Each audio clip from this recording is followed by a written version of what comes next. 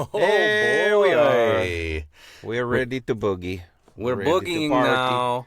Ready to party. Oh, we're on dancing. the podcast.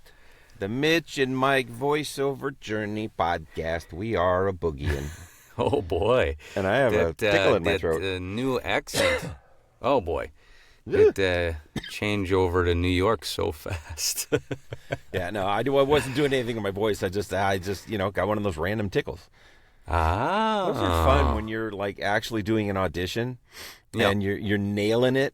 And it's like, this feels great. And then right in mid sentence, you're like, Arf. Yeah. I ruined the take. I never do that. I just get perfect takes every time. Just take a small sip of water, and my first take's always the best one. Because you're a professional.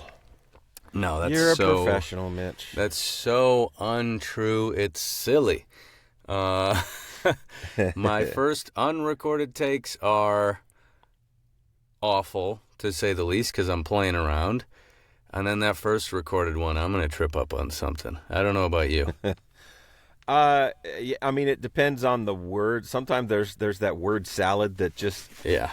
There's just that little phrase that you trip up with. And then, I don't know about you, but like the first time I read something, if I mess up on a phrase, I'm going to continue to mess up on that phrase, even though I'm like, pickled peppers. Pickled peppers. It's pickled peppers.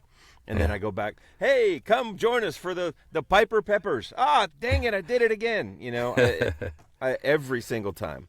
Yes, I definitely, especially when I'm trying to okay, I can get this. Yeah. Pipered popples. Dang it. Yeah, if I start laughing about it or take a quick walk, I can generally get out of the weird rhythm. But yeah, if I'm on that, we got to get this done, it gets tough and hilarious. You've inadvertently trained your brain to read the words in that way that is incorrect. Mm-hmm. And it takes, I don't know why, but it just takes so much sometimes to get out of that rhythm and to get it right. So, and then when you do, it's like in your head, you're like, yeah, I got it. And then you mess up on the next phrase. Like, dang it. That or the take is so boring because you're thinking about those two words. You're like, I can say this. And then by the end, you're like, I wasn't smiling. My cadence was weird, and it's half minute too long. Yeah. Yeah. It's pretty great. Yep. Oh, the pitfalls of trying to do this job. I think, it's fun when you let it be fun, the pitfalls, and then it's absolutely the worst thing in the day when you're just, not in it, and you're like, I can't even read today? My job is reading. Yeah. And I've all of a sudden forgot how to read 15 seconds of something. Just these two words. I can't spit these two words out in the way they're supposed to be spit. And I will, the first time I flub it, be like, oh, okay. And then the second time I flub it, it's like, there I go again. And then you hit this part where you do it again and again, and you're ready to put your fist through a wall or your own face, and you're like, and then you get to a point where you're just punchy. You do it again, and you just can't stop laughing because you're like, I can't believe I'm this much of an idiot that I cannot say this correctly. Well, I'm gonna guess we're a little different in this. Because I know you, Michael, but you do. I start getting into a swear tangent, more of a joking swear tangent, where all the words just becomes different versions of swears, and that turns out pretty fun too when it's recorded. I just hang on to those for me. Send that to the agents? Yeah. Sometimes I want to, do you know how hard this was for me? But no, I don't. I will send in extra words every now and then if it sounds nice, but yeah, I don't. I try to keep the swears out if I can. Probably a good idea when trying to book, commercials or children's cartoons or, Never know. You never know. I got to do some clowns today. Clowns. Creepy nice. Clowns, and oh boy, is creepy clowns fun. It's a fun time because what does a clown sound like to you? Any number of things. But usually, Exactly. They've got the big, crazy voice. Right. And I think maybe when you bring that big, crazy voice, that's cute and fun, and that's when the creepy words can really play, because they're having fun with it, but they're also juggling intestines.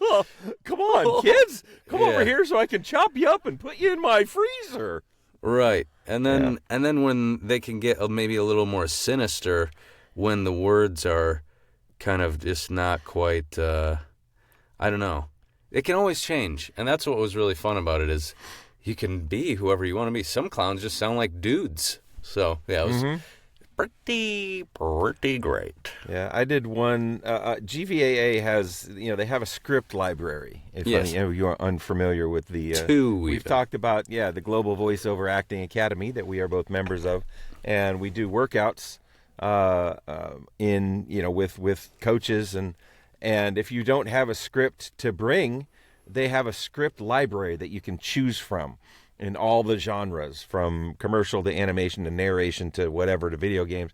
And there's this one video game script that's Ransom the Clown, and I've done that one, and it's like this dystopian, just alternate reality kind of world where he's like the MC of something, and he just comes out and he's Ransom the Clown because he's just mad that he's there. And I had a lot of fun with that one. I'm Ransom the effing Clown, because it was like the script was effing. You can say the word, and I'm like, I choose not to say the word. I'll just go effing clown. Effing, yeah. Yeah. I mean, that plays too. Like he's totally crass, but he's still not going to swear. It's pretty hilarious. I'm a clown. I don't say those words. Right. I was wondering, I don't even remember where were we with this? I just brought up clowns out of nowhere. We got on a clown tangent. We were talking about what we've been things that you mentioned that you auditioned. You did some clown today. And that's how we got on clowns. Boy, oh boy. Okay. That was random. I mean, bringing us into our topic for today, that goes along with auditioning, and a certain kind of auditioning, right? We have, many ways that we attempt to get work, whether we have agents that submit scripts to us to audition and send them a file, and then they submit it, whether we do direct marketing and we talk to people and we're able to work out one-to-one situations, which, I know is starting to... What? Mike? Yeah, I know. I don't do enough of it. I know. I gotta. Okay. Keep going. and then there's the pay-to-plays, right? There's the sites like Voices 123 or Voice 123, like Bodoggo, like Voices.com, VO many, many others out there. What's the Fiverr? Is that the one, the cheap one? That's not, it's not for voices specific, but it can be used for that. And we can talk about that one, but I barely scratched the surface on that. But, no, I haven't. But, so, I mean, that's a genre that we utilize. Both of us are members of a couple of sites, and we can go on those sites and we can find jobs that perhaps are in our wheelhouse that we can attempt to send auditions in for and hope we get picked. So we thought today maybe we talk about our experiences with those sites, and in general and also in particular, right, with the sites that we are on. So. Can I ask you a few questions about your experience? Because we don't talk a ton about it. It is just part of the industry, and we're like, we did the thing, and we're like, cool. Yeah. I hear you. But so what led you to the two that you are on? And you can tell me what those are. Specifically, it was David Rosenthal, my coach at the GVAA. They coach a lot of people. They've been doing this for 10 years, and they've studied the sites, and he gave me advice on which ones are more reputable than others, and ones that I should probably try out. And so I picked a couple of those, and What are with they? my limited budget. Well, I am on Bidalgo, which, from what I've heard from just about anybody who does pay to plays, that's like the Cadillac of pay to plays, and there are reasons, and we can talk about those. And then I'm also on VO Planet. Okay. So what And about which you, one? sir? Which one do you think right now is more your speed? I'll be honest with you. I get more from VO Planet, but I like Bidalgo's setup. I like their, just their commitment and the way they do business. And I wish that I saw more from that. But just we're both on Bidalgo, right? You're on Bidalgo as well. And Yep. so one of the reasons that it's good and it's a good side is because they basically commit to, hey, we are the middleman. We are allowing people who have jobs to post those jobs on this site. You're paying us a minimum amount of money as a voiceover actor to have access to audition for those jobs, but they're very clear at the top of every audition is, do not audition for this if this is not something you excel in, because they don't deal as much. I don't know if it's because they don't do as much as far as algorithms are concerned, but they try to market themselves to their clients on either side as, look, we're going to get you the best talent possible for your job, and we're going to get you the best jobs possible for your talent. And then the biggest thing is that if a client with a voiceover job chooses you to be their Voice? you win the audition, basically. I don't know, what would what do you say? What do you call that? You win. Yeah. They contact you directly instead of through the site. Yeah. And so there's, Bidalgo's not getting like kickbacks or any kind of extras for, you getting their job. And so, whoever, the people who post on Bidalgo, they'll, feasibly, they have your information from your profile on the site, and they'll reach out and they'll contact you. But So you like that it's totally after you pay for the site and they hook you guys up, they bring you together. yeah, It's you and the client. yeah.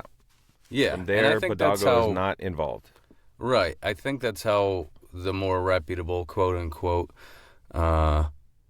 sites are, is they let you, and then one of the less reputable ones also has that feature, but still is in the less reputable range. I've noticed on Bidalgo, for anyone out there who hasn't really looked into it, that they don't have any or many of the pro bono or $15 jobs No. that I might see on some of the less reputable sites. Yeah.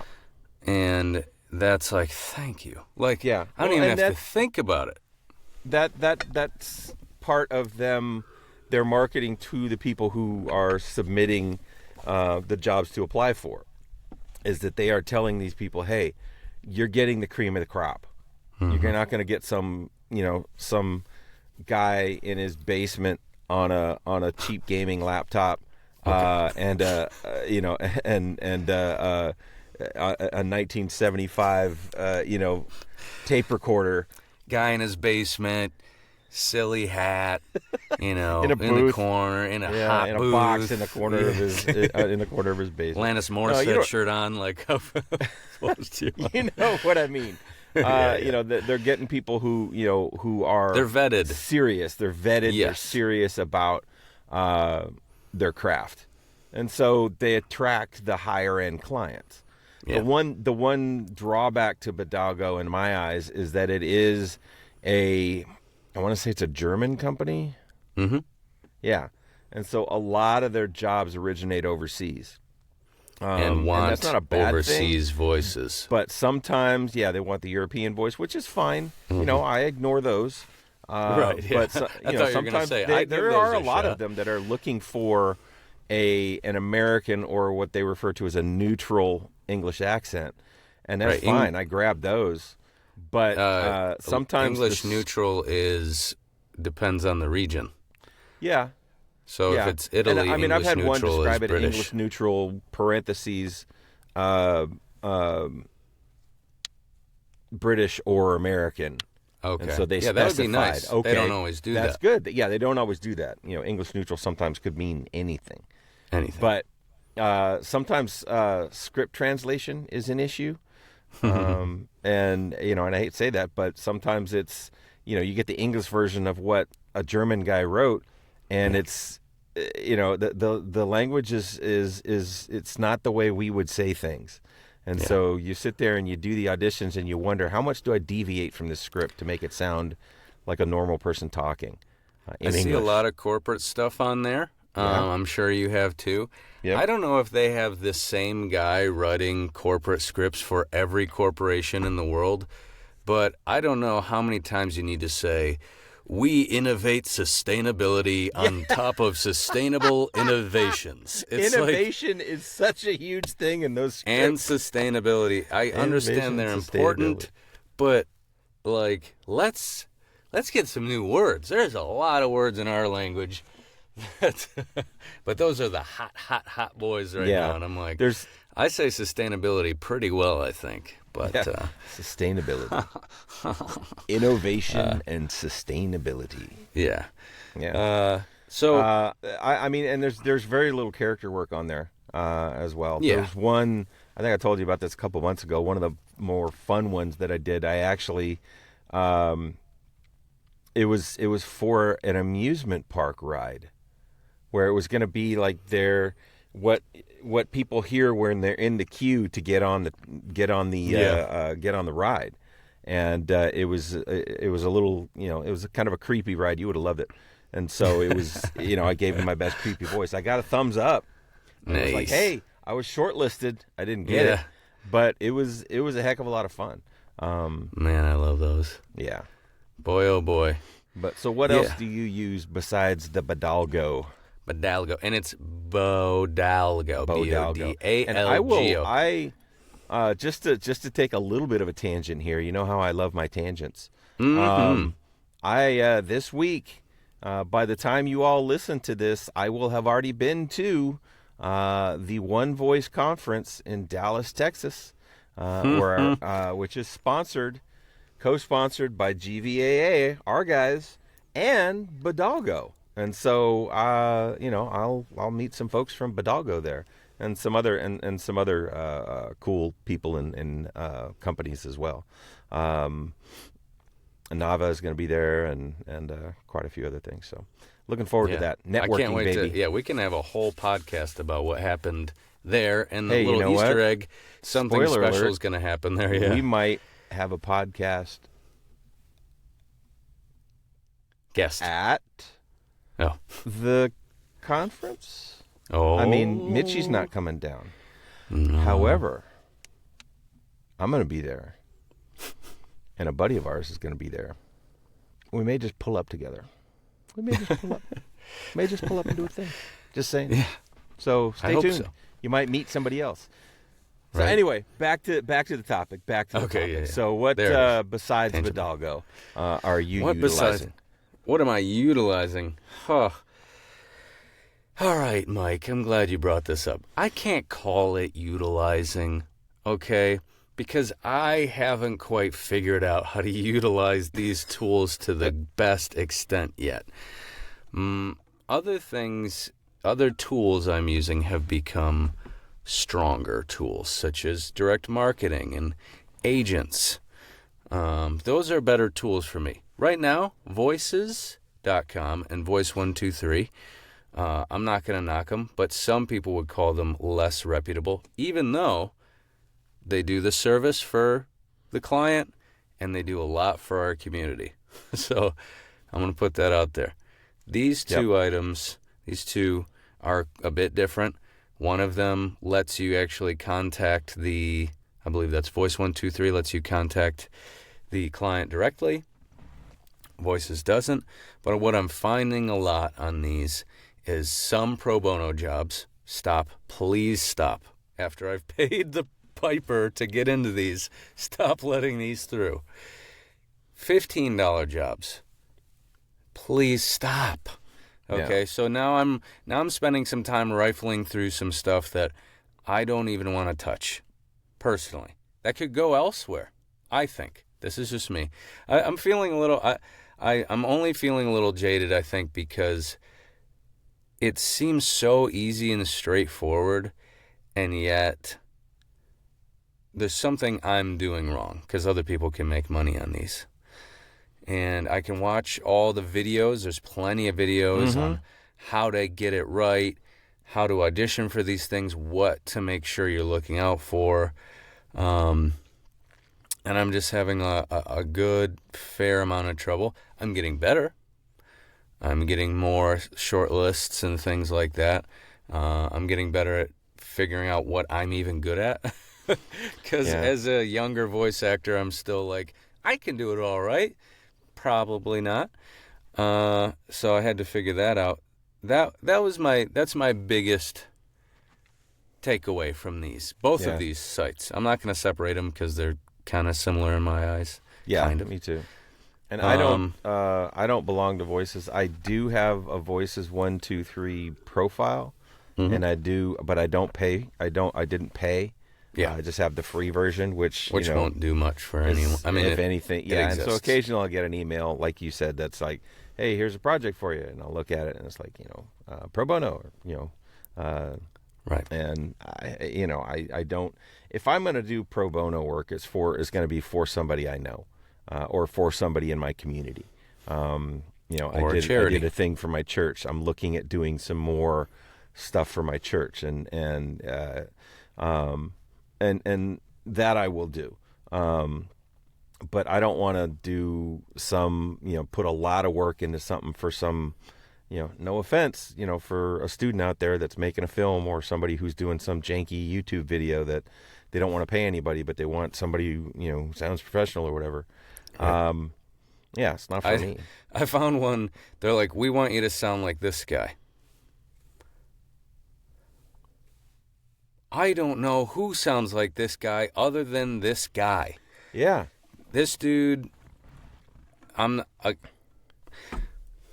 we want you to sound like this guy because we're not going to pay that guy, and we want somebody to sound like him so we don't have to pay him. I don't know if his tongue was numb or what was going on, but this guy was not a narrator I'd want to listen to. I'm like, really? Okay. On that side, okay.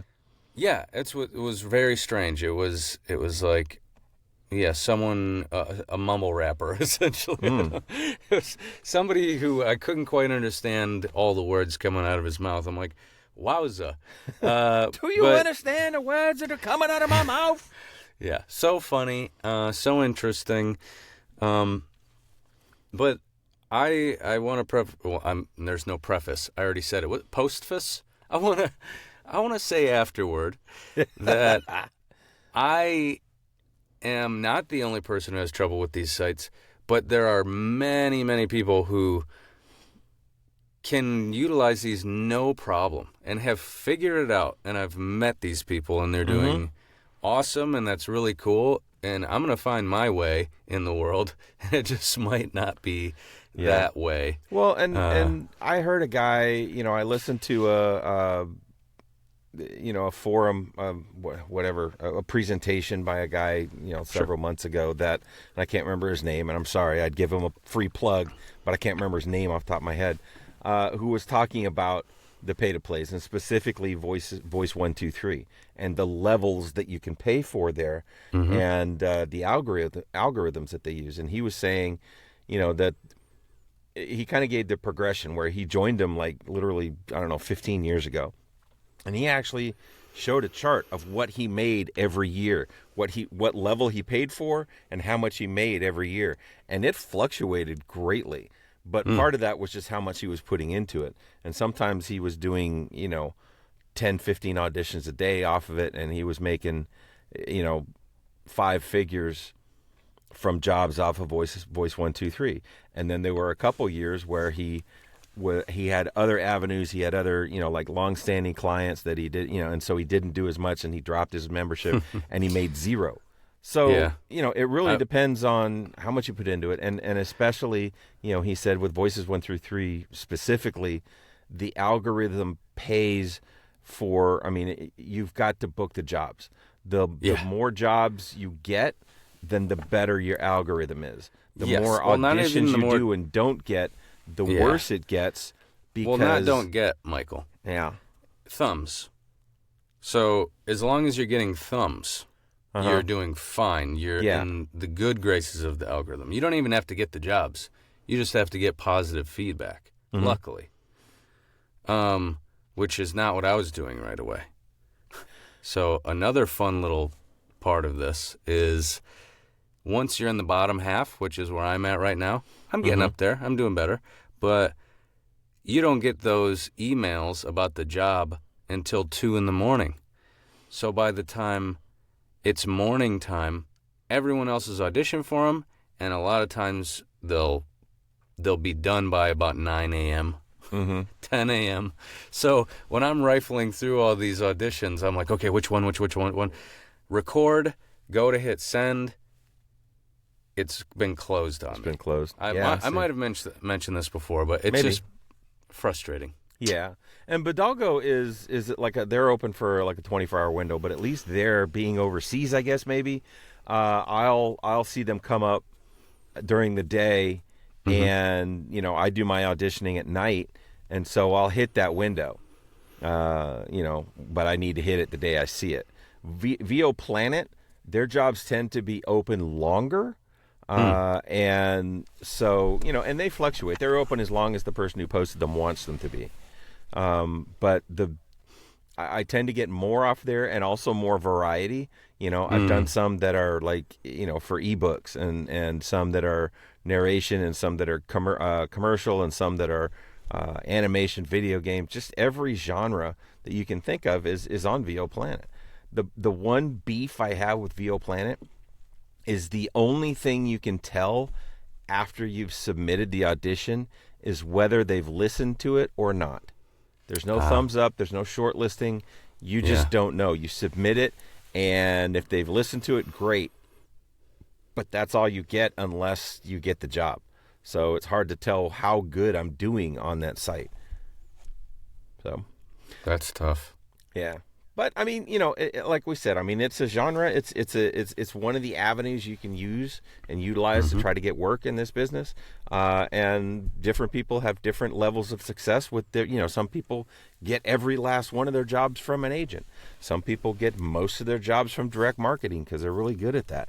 And some people supplement with the online stuff. And that's where I am just starting out. It's like, all right, well, I have a couple of agents, but if I get 1 or 2 jobs to audition for a week from the agents, I'm really not doing much. So, exactly. Paying a That's couple another great $100 thing a year about, to do, because I haven't booked anything from the pay-to-plays yet. So, but I figure if I book just one thing during the year, then I've paid for it.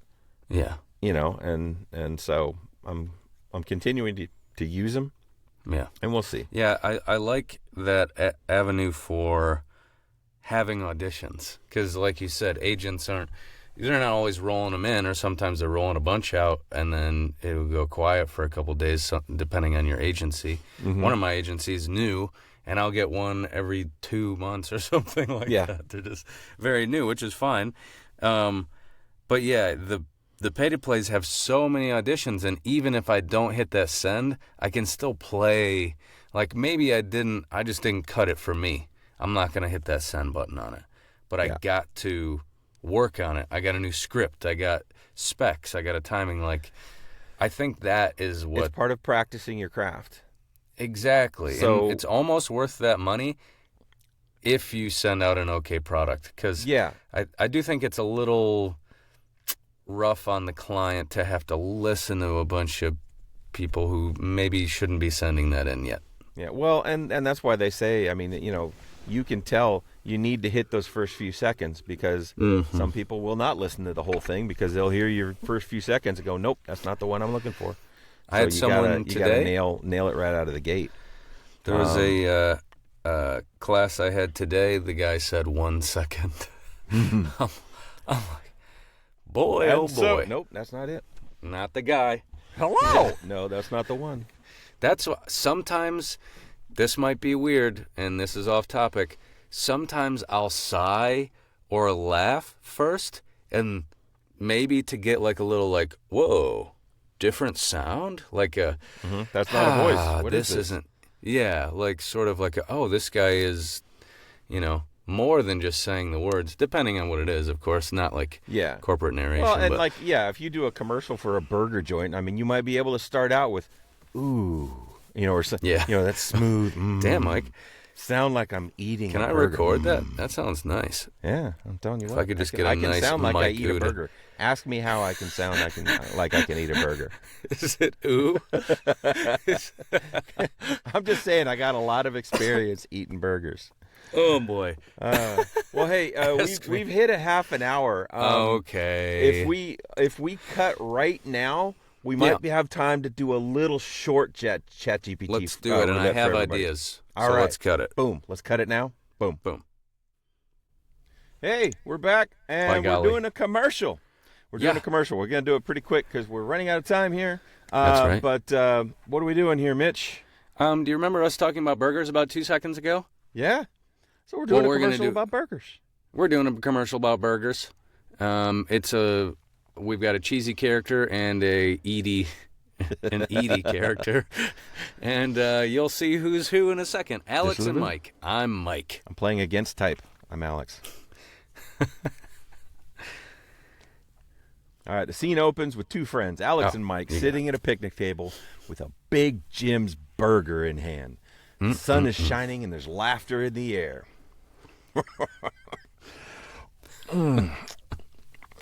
Man, this is the best burger I've ever had. Big Jim's, right? Juicy beef, crispy bacon, and that secret sauce. It's like a flavor explosion.